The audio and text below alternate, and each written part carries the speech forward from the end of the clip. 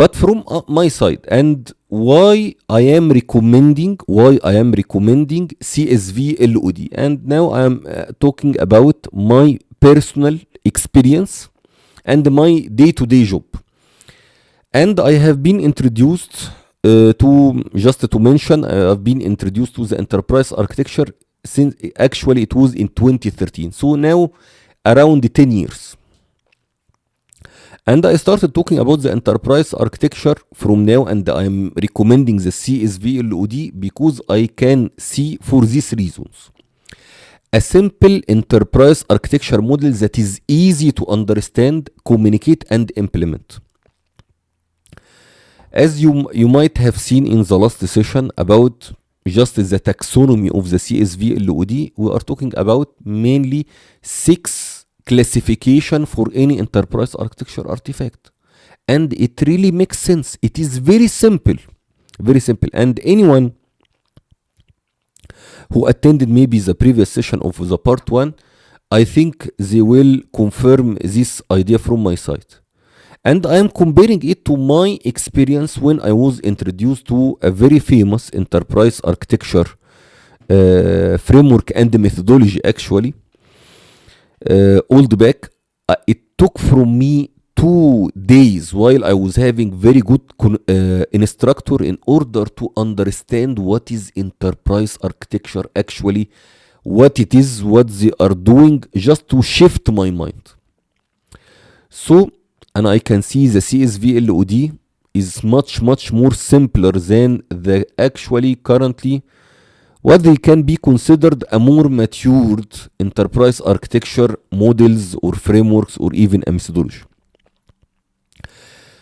I like being realistic and practical all the time. And what I found when I was reading the book, it is realistic and practical. Sorry, I am recommending this one and I'm mentioning the book. That's why I don't want anyone to imagine that this video, it is sponsored. This video is not sponsored.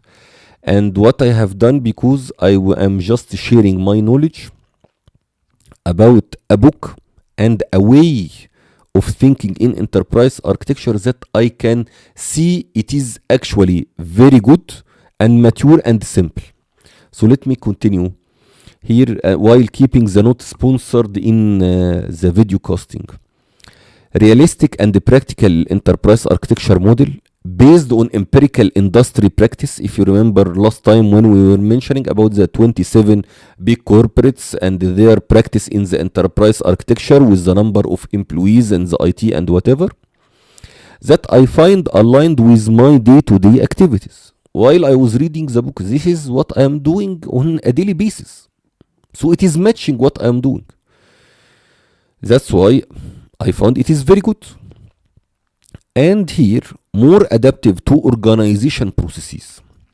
The demand planning, procurement, project management, where the architecture is considered a supporting activities rather than a process or a methodology. If you looked into my LinkedIn profile, you will find I am already certified in several enterprise architecture practices. And languages, business architect, frameworks, and several items. But my always criticism to such a methodology, and special methodology, it means that you are having step by step in order to reach a specific goal. So they were actually very rigid in the implementation, in their methodology. While if you are working in an organization, you will not just define the methodology for and the framework for the EA, and while leaving a more demanding, more dominating processes, while you should be coping and adaptive to such processes. As an example, the demand planning, it is actually the one who is driving it. It is not the enterprise architect. If you are having an organization, enterprise project management office, they will be the one who are driving. The demand planning, it it is there existing in several organizations, because every organization need to plan. So you need to inject your architecture activities and artifact within an existing processes. And you need to be very smart when conveying your message and what is your need in order to add a value within the organization. And of course, the procurement. And you will find you are dealing with people who are certified in supply chain, okay, which is actually handling the procurement. But you need to tell them and convince them how you are doing the options assessment, how you are doing short listing of vendors in order to make sure you are selecting the right project and the right approach. Several items you need to do. And the last item here, and as an example, يعني project management, when we are talking about the initiative delivery. Initiative delivery as a process, it is mainly related to project management activities. It is not mainly related to an architect. So you need to inject your artifacts and your processes within, if you are having project life cycle, if you are having software delivery life cycle, whatever the name in your organization, you need to be the one who is adapting to it. And what I found in the CSVLOD, every chapter it is introducing multiple options and adaptability in order to be very adaptive within any organization. And as an example here, number 4 promotes the concept of there is no one size fits all. If you read other frameworks, they will always tell you, you need to start with the strategy, and from the strategy you need to go for the project goals and do the alignment with the IT and whatever. If the strategy it is a secret, what you will do? You will not implement the enterprise architect practice because it is a secret. There is a complete chapter in the book mentioning what is the communication and conversation, the dialogue between the enterprise architect with the business if the strategy is secret. Okay?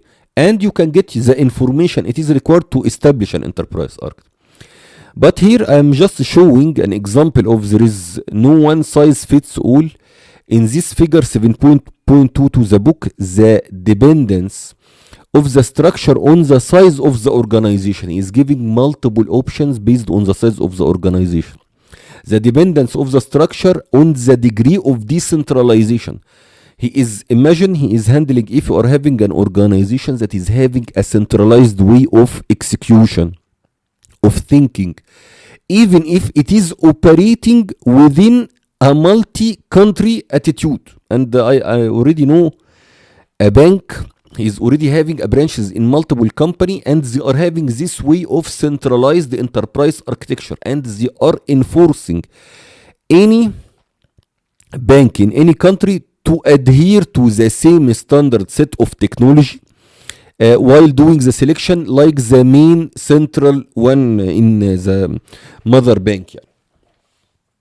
Okay, and some others they are having completely in the same structure for a decentralized, and it was great.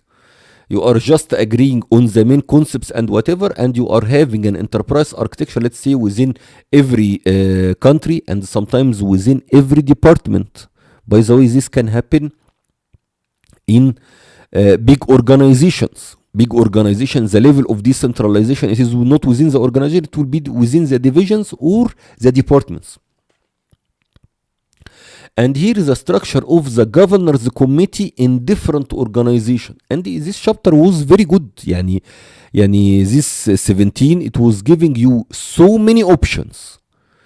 And based on your situation as an organization, you just pick what fits you. No need to go with a very, very rigid attitude, and this is the way you should be implementing. CSVLOD and the book, it was mentioning this. Here, introduced practical solution to enterprise architecture challenges. Here is chapter 5, the dialogue between the business. Here is what I just mentioned about if the strategy is not published, what you will ask the business and in order to do your work. And chapter 19, the life cycle of enterprise architecture practice. This chapter introduced multiple practical ways to establish enterprise architect practice rather than the traditional way. Sorry, I will complete this in the blog post. It seems I missed it. Okay, and here I will talk about, it is mentioned in the book, but I will mention what is my recommendation in the next question. In chapter 19, also it is introducing 3 types of productive enterprise architecture consulting engagement. How you can deal with enterprise architect consultant in order to get the maximum benefit from them.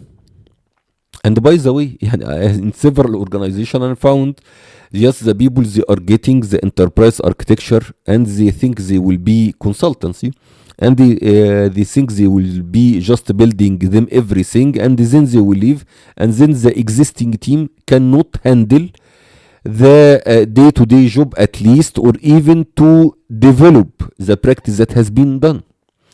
So chapter 19, it was discussing about this relation with the EA consultants in order to maximize the benefits. In my humble opinion, this is the most practical enterprise architecture that an organization without any consultancy services can start with. And this question, also it is based on personal experience. And this is what I have seen, why I am getting this question. That's why I am having it next about the establishing enterprise architecture practices. Because if you will start with one of the existing matured enterprise architecture, you will find you will need a consultant. You will find must need a mentor. And I remember in the course I was taking about the enterprise architecture, I found, I think it was one of the ministries. The guy came and he was very good guy, was very good enterprise architect at this point of time, and he was telling me because the enterprise architecture practice, it is very hard. They decided to work with a free open source tool for an enterprise architecture. So it will be free, but they will pay for the mentoring of the consultancy in order to establish the practice. And at this point of time, I remember the tool, it was called Essential for enterprise architecture. Why he was thinking like this? Because the enterprise architecture practice, it is not easy. The framework that we were getting a training of at this point of time, it was not easy. It requires mentoring. So if you are establishing one from the ground, I think any one of the matured, it will be very difficult for you. Again, I just want to emphasize on this. I'm not ignoring other frameworks at all, rather than using their artifacts or detailed templates if needed only. And this is, by the way, the case. You will find I'm already having a lot of certificates from the open group, and I really respect them.